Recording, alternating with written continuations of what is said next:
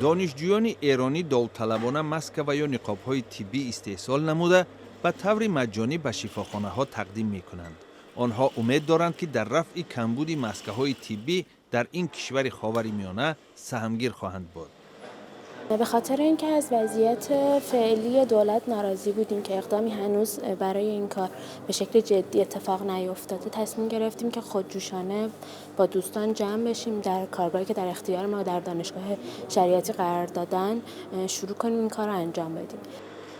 روز 16 مارس در ایران 853 حادثه سرایت کرونا ویروس و یا بیماری کووید 19 به قید گرفته شده، 19 نفر از این مرض به هلاکت رسیدند.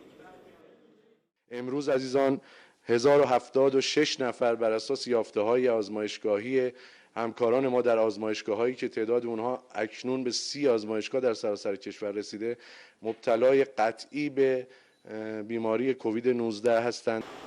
همین طریق شماره گرفتاران بیماری کووید 19 در جمهوری اسلامی به تخمیناً 15,000 نفر و شماره فوتیدگان به 129 نفر برابر شد.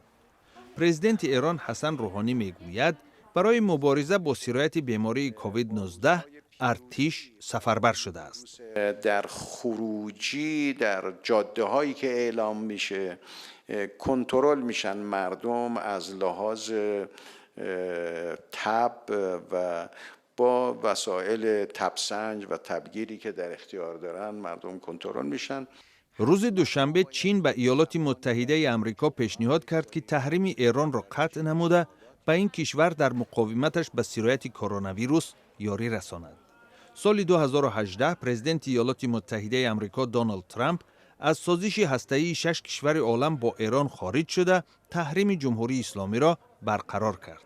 هفته گذشته ایران برای مبارزه با کرونا ویروس از صندوق بین المللی پول 5 میلیارد دلار قرض فوق‌العاده درخواست نمود.